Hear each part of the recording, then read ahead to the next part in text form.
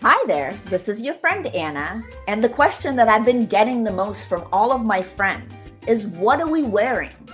This age-old question isn't just about choosing an outfit, it's about choosing how we present ourselves to the world. I created the I Want Her Shoes podcast to dive deep into what it means to dress with intention, whether you're heading to a council meeting or just having a casual day out with your family. Join the conversation as we explore the power of personal style and the decisions that shape our public personas. Put on your favorite pair of shoes and step into my closet.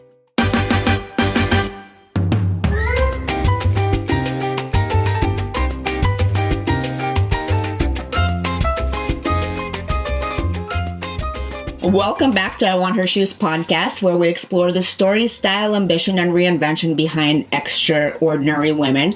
I'm your host, Anna Annison, and today's guest is someone who has spent her life immersed in creativity, resilience, and building meaningful community through art. Please welcome Mindy Solomon, founder of Mindy Solomon Gallery, one of Miami's most respected contemporary art galleries, representing emerging and mid-career artists across painting, sculpture, photography, and video. And Mindy is actually also my neighbor.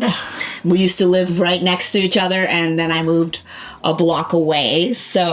But this conversation is not so much about art, it's also about reinvention, loss, resilience, starting over, what it means to build a legacy rooted in passion and also purpose, which is amazing.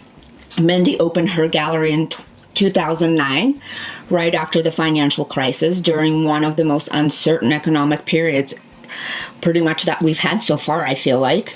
Since then, she has built a respected gallery, moved cities, rebuilt her life, navigated profound personal loss, and continued supporting artists and creative community throughout it all. Thank you for doing that, Mindy. And this episode is thoughtful, emotional, sophisticated, and deeply inspiring. And it's so great to have you here, Mindy. Thank you. Well, before we get into all the nitty-gritty, can you tell the audience kind of about yourself? Where did you grow up, and what brought you here to Miami?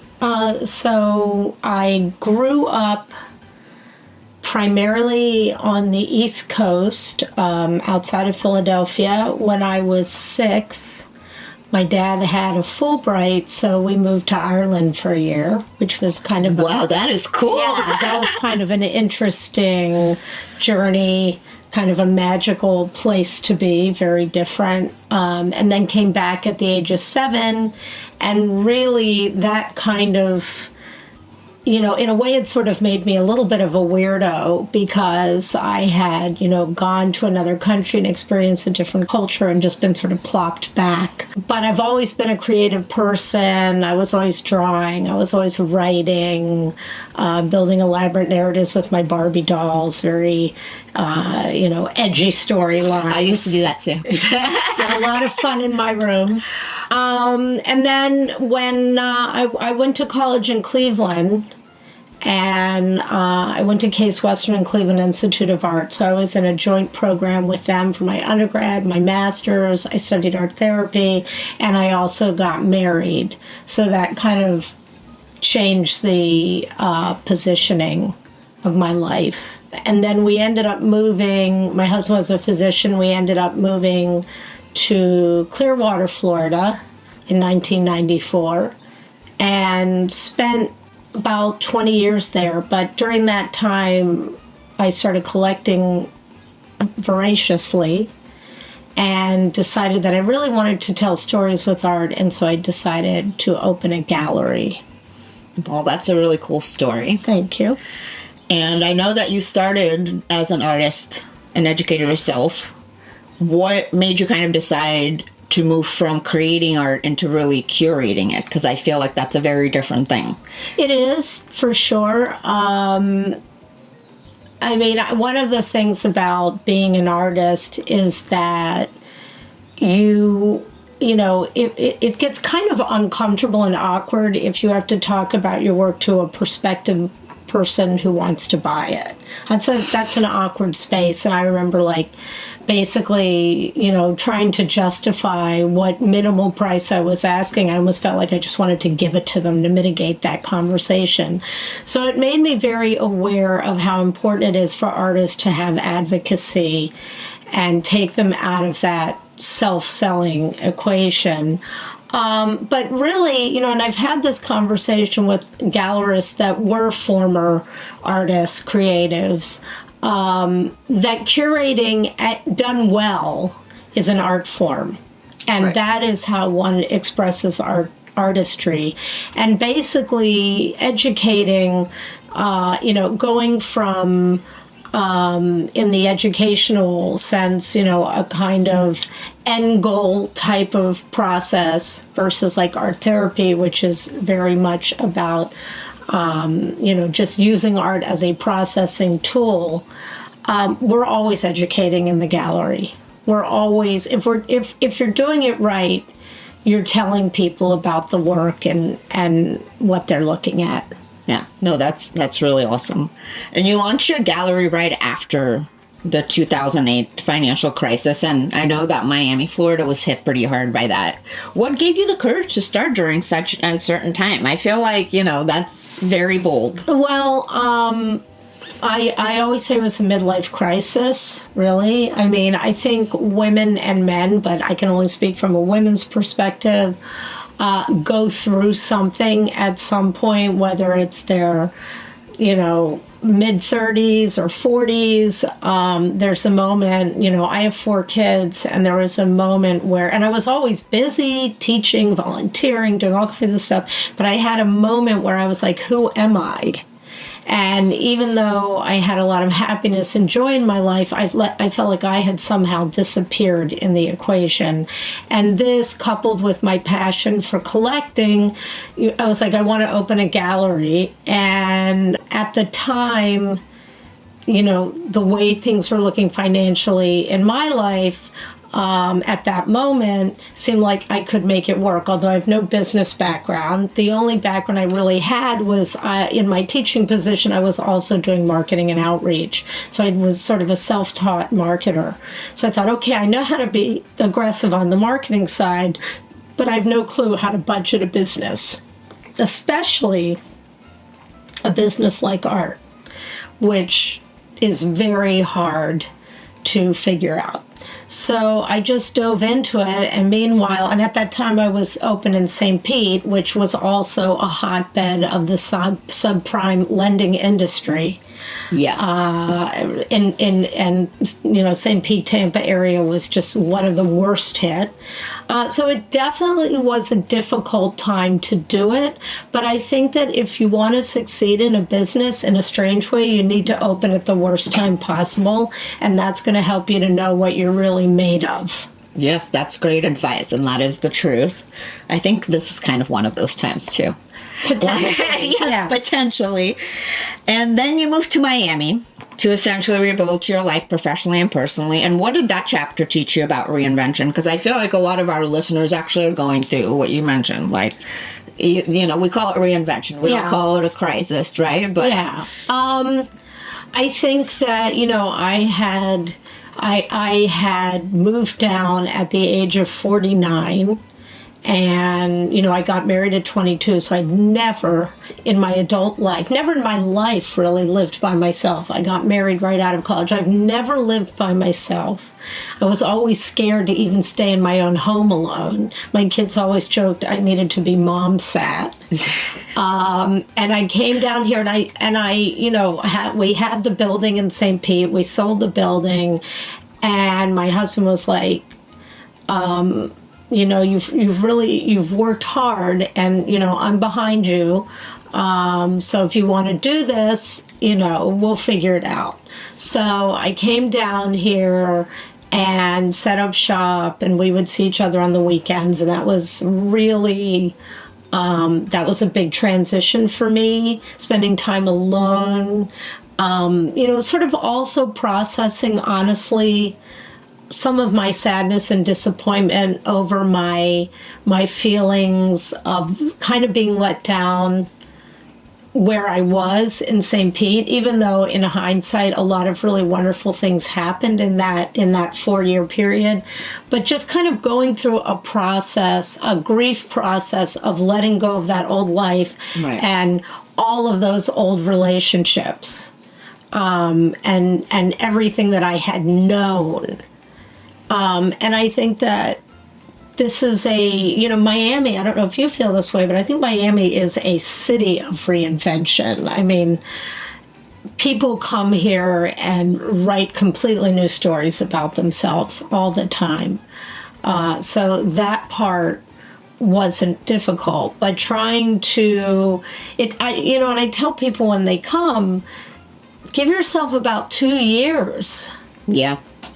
That seems like a long time, but give yourself about 2 years to be able to walk into a room and feel comfortable, like you know for everyone, and you're not sort of standing around awkwardly trying to figure out who you can talk to, even though I still do that sometimes. I have this mantra where I say, safe haven, like, who can I go to? Well, I'm surprised that you still do that, because I feel like you know everybody. And you've spoken openly about continuing to work through some incredibly difficult personal moments, including your husband's illness. How did art and your work help you carry through all of that? Well, no one expects that, I'm going to try not to get emotional. No one expects that your husband's going to die. Still upsetting. It's still 6+ years later. So sorry. It's okay. So that's a big, that was a big shocker. He got sick. He was an incredibly healthy person. He always exercised. And, this illness came, and it was, he had lung cancer, stage 4, out of nowhere. Never smoked, like the most healthy person you know. And so, you have to like make the best of it. But the gallery and the art sustained me. I really leaned into that, and I didn't, until I was, really, really, really sick, that I, couldn't go into work. I kept going, and he wanted me to keep going. And then after he passed, I was sort of at a juncture, but I was only 55. Sorry. It's okay. Sorry. I was only 55, and I was like, well, what am I going to do with my life? Because, this is sort of what I know. I'm going to get a napkin, but continue. Thank you.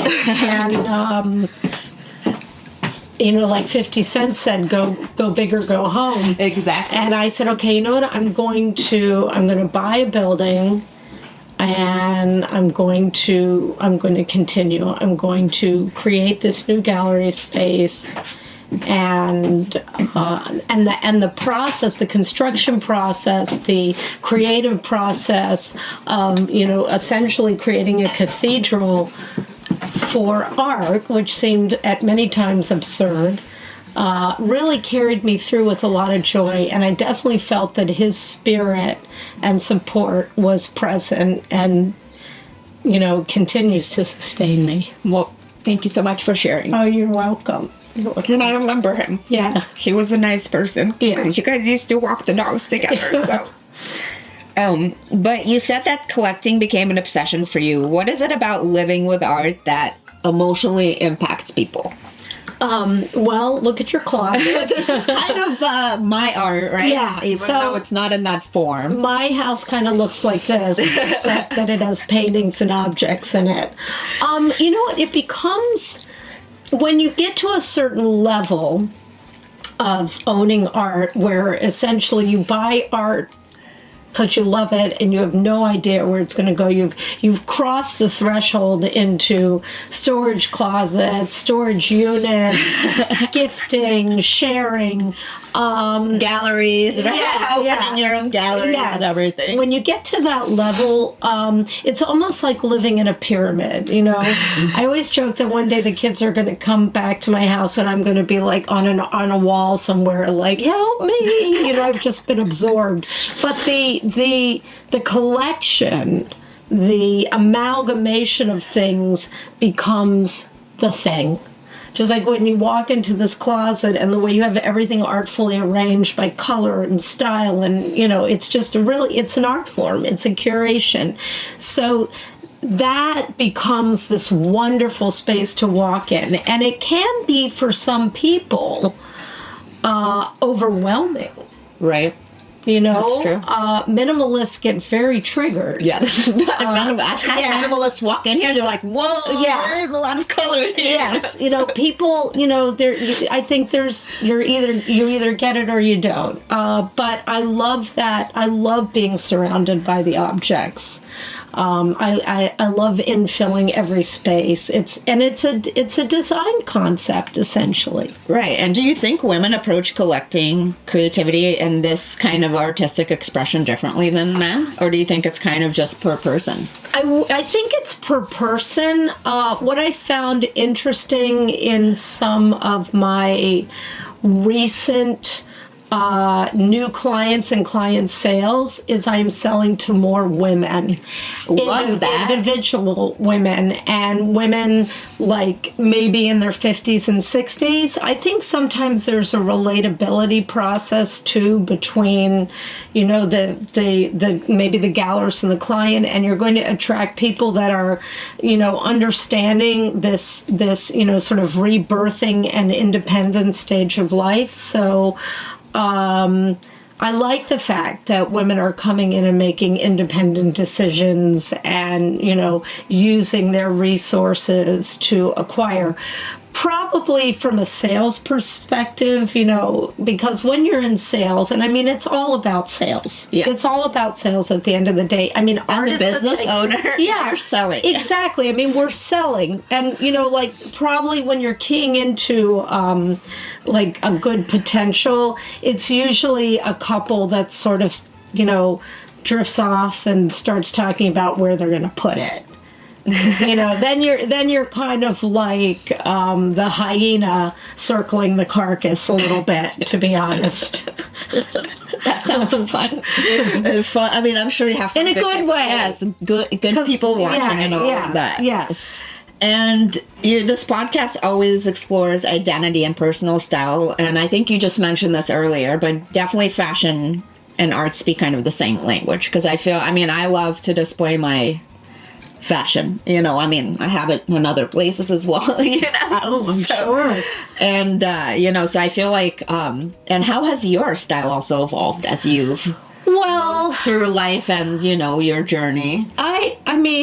Honestly, probably more comfortably. I do like fashion. In fact, I just did the Independent Art Fair in New York, and they showcased, some of an incredible display of the original designs of Comme des Garçons, which are incredibly sculptural and seemingly completely impractical. I think that, I used to sketch fashions all the time. I used to make books called Mindy's World of Fashion. I think that art and fashion are inextricably tied. Fabric design, folds, shapes, angles, all about sculpture and patterning and color, and how they move through space. So we live in the design district, so yes. It's not hard. I love it here. Yeah, you can walk down the street and go in the store saying, I need a go white check blouse. out some of these structured pieces. Yeah, so so yes, occasionally, I am investing in, really nice things, but I find that, at this stage of life, I'm not ashamed to recognize that comfort is an important part of the equation. Right. No, I agree. I don't, even though you see a lot of these tall shoes here, those I've had for a long time. I usually buy this is probably the height that this is my favorite height now. Yeah. It's manageable, right? It's not too crazy. It's not killing you. Yes, exactly. And plus, in Miami, shoes get ruined too. You have to be very careful here, because the rain comes. Yeah, yes. And surfaces can catch heels. Exactly, you could just, so you have to be very careful. But I'm really excited because we've both watched Miami become a global art destination, and since you've opened your gallery here too, everything has kind of grown. And what excites you the most about the creative future of the city? Because I actually think the future of Miami is not tech. Sorry to disappoint you guys, because there was a tech bubble here during COVID, and they did a lot to get people here, but then people left. Yeah. Because it gets too hot here during the summer, and there's just no jobs here, to be honest, for tech, right? So I think it's really a creative city, and I think this is an art city. So I would love to hear your opinion. What's next for that? Because I feel like this is really, I mean, what else? LA would probably, or New York would be the other two places. Yeah. I would say, I mean, I can't speak to tech. I know that there was a lot of effort being made. I do think that there are external factors that may grow industry here, which are right now the sort of business friendly way that the state is moving forward, and also obviously the tax benefits. But on the creative side, I really think the growth of this city has been the galleries, because, and I support every museum. I went to the PAM opening last night. I have a women's group that I'm on the steering committee of called the IWC at the PAM. I helped form the She Collective at Oolite Arts, involved with the Bass. But I think that the galleries have really stepped up because people are taking these exhibitions seriously and introducing high quality art. There's more competition, which forces people to work harder and to craft, and to craft their own language. And that's really the important part, is building brand. So I think it's a very, very, very dynamic time for galleries and artists in Miami. There are such a myriad of gallery programs. I mean, you're going to have like a lot of galleries focusing on Latin American art, which is a big, presence in the city. Absolutely. But also inventive, emerging art. My program is really a cross-section of contemporary art and design. Just a lot of languages and a lot of voices introducing new ideas. And I think I have to say that I still believe that New York is the mecca of contemporary art in the United States, 100%. They just have such critical mass, and the caliber of museums and private collections and all of that is astounding. LA is good. LA has a lot. I mean, you can't argue about the museums. They're brilliant. But we have a kind of freshness that comes from this climate, from this population. Such diversity. Yeah, and it is very homegrown to us. That is the thing. The language is homegrown to us. And, there's been a lot of artists over the years that I have introduced to my gallery for the first time that have moved forward in major cities. Unfortunately, and I don't know who's listening, but I'm going to say this, sometimes we can't get that museum or curatorial attention at that level until one of the bigger wigs picks it up. And I feel like these institutions need to have more confidence in what we're saying now before they end up acquiring something that has 6 more zeros attached to it. Right. That's a good point. So, and in a world moving fast and driven by trends, how do you personally define taste these days? Because that's there's a lot of talk about taste or quiet luxury or those kind of things, right? What is taste to you? I think taste, number one, is self-confidence. If you have honed and refined your aesthetic,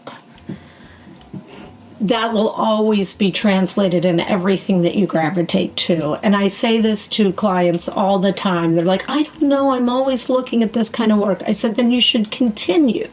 There's no rule that says that if you love khaki green pants, you all of a sudden have to force yourself to buy orange pants. You can have a whole slew of khaki green. The thing is leaning into what is intuitive to you. That's number one, is self-confidence in what you are drawn to. Number two is learning and educating yourself about who are the purveyors of quality. Right.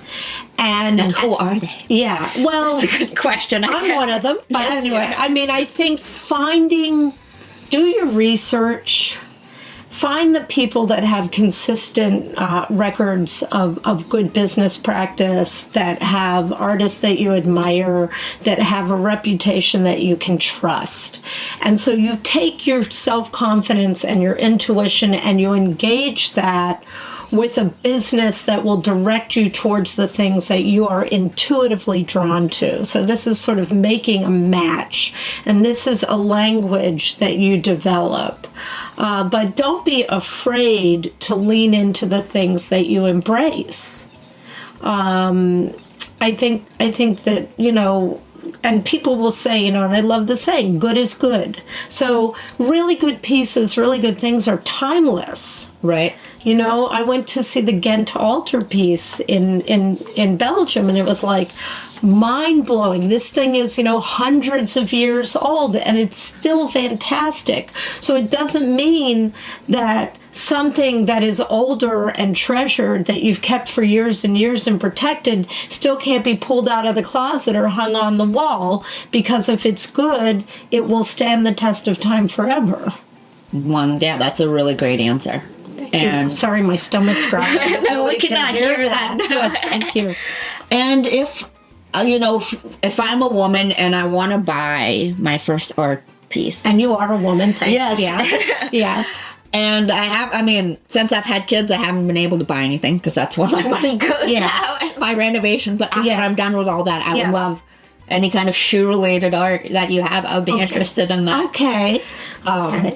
But what should you look for as an investment, really? Like if you're actually investing in that and you're putting some of your money into art. Okay, well, I'm kind of funny about the investment narrative because I created my own investment tool, which is called the pleasure quotient. I love that. Yeah, Tell me about that. Well, it's about what is it worth to you to live amongst something that brings you joy every day. If you invest $20,000 in a painting that you live with for 40 years, and 40 years goes fast, and it's not impossible to imagine.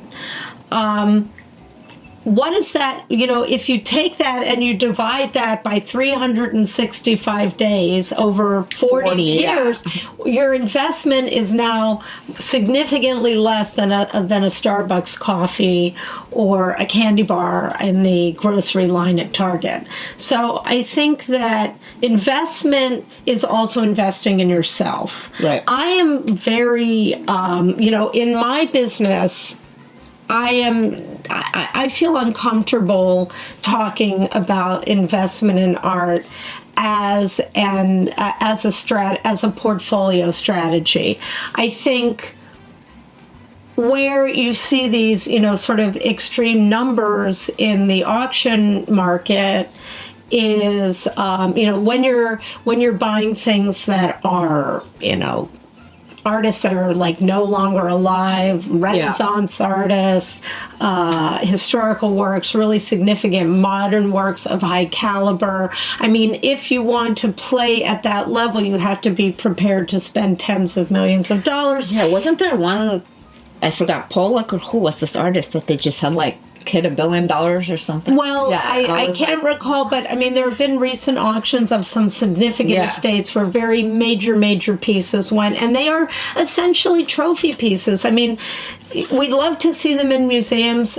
Maybe these people will gift them at some point, but they are yes, they are significant parts of a portfolio, but most people, I mean, sometimes we can suggest to somebody, okay, this is an emerging artist, this may or may not appreciate, but this is maybe a good time to buy the work before they pay or whatever. Before they continue to get more representation and prices double and triple.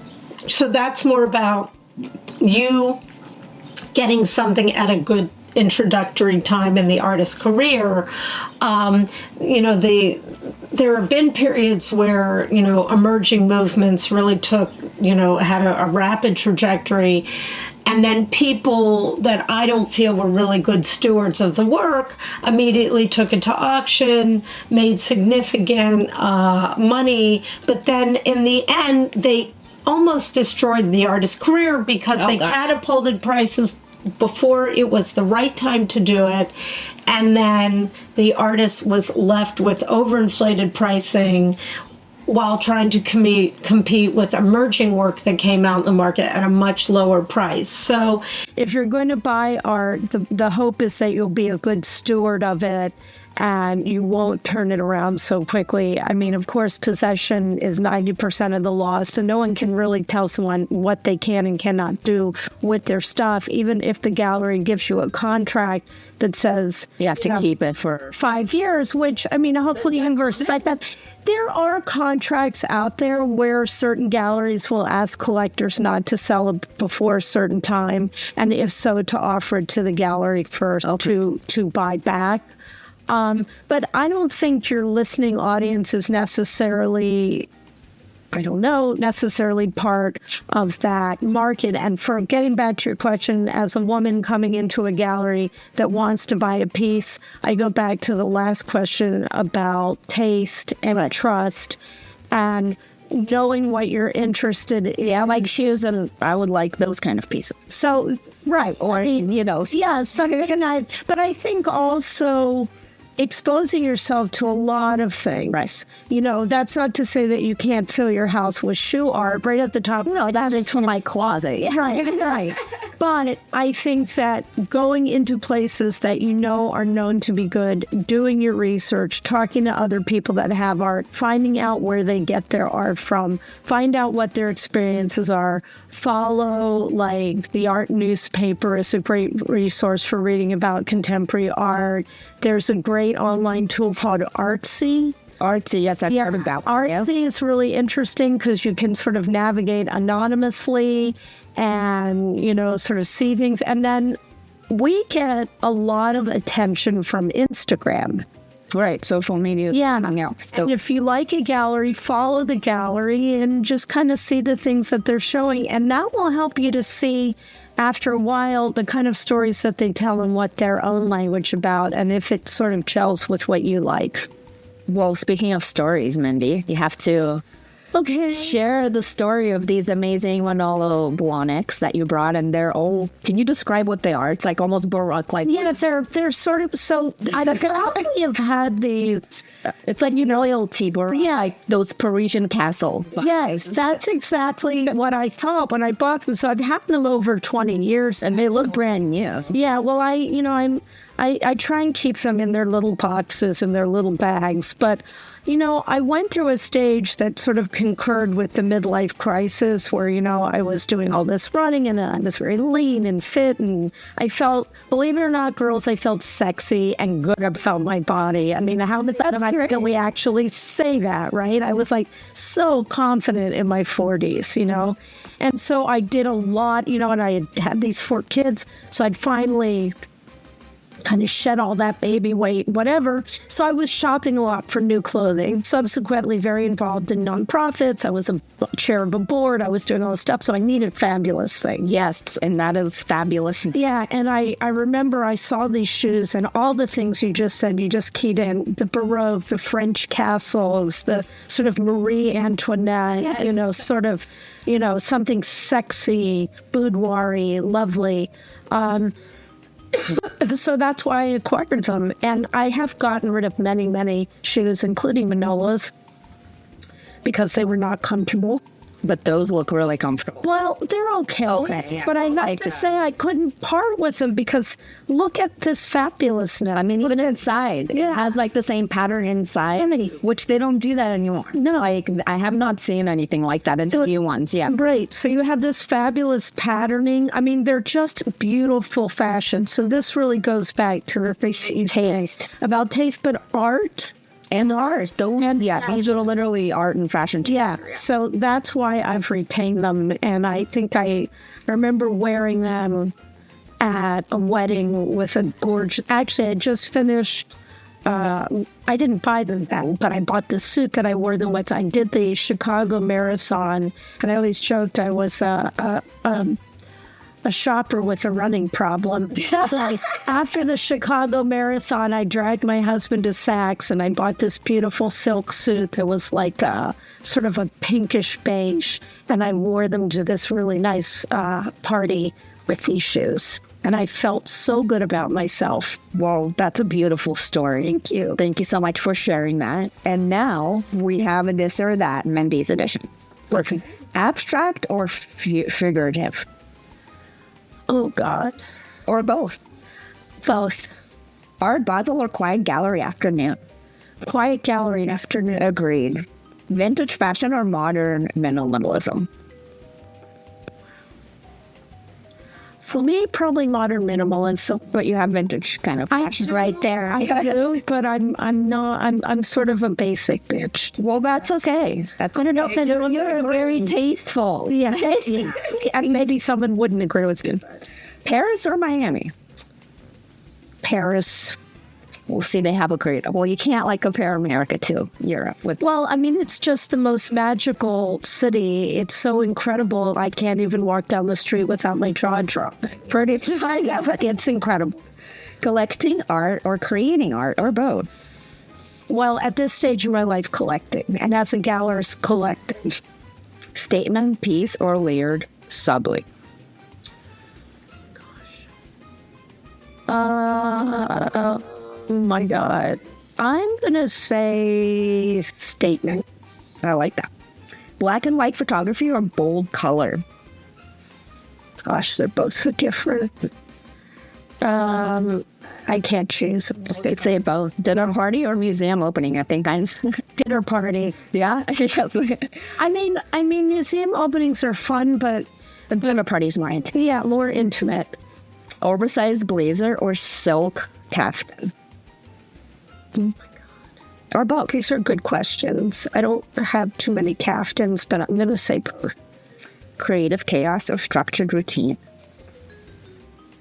Oh God.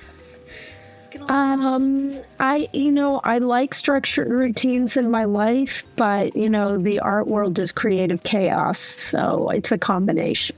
Love that answer. Well, Mindy, this conversation was such a beautiful reminder that creativity isn't just about art. It's about resilience, identity, reinvention, and the courage to continue building something meaningful through every chapter of life.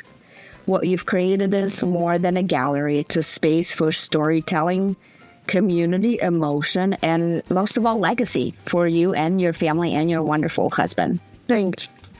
And I think so many women listening will connect deeply with your honesty about starting over, evolving, and continuing forward even through grief and uncertainty. Thank you for sharing your story with us, and to everybody listening. Sometimes the most beautiful things we build come from the chapters we never expect to survive.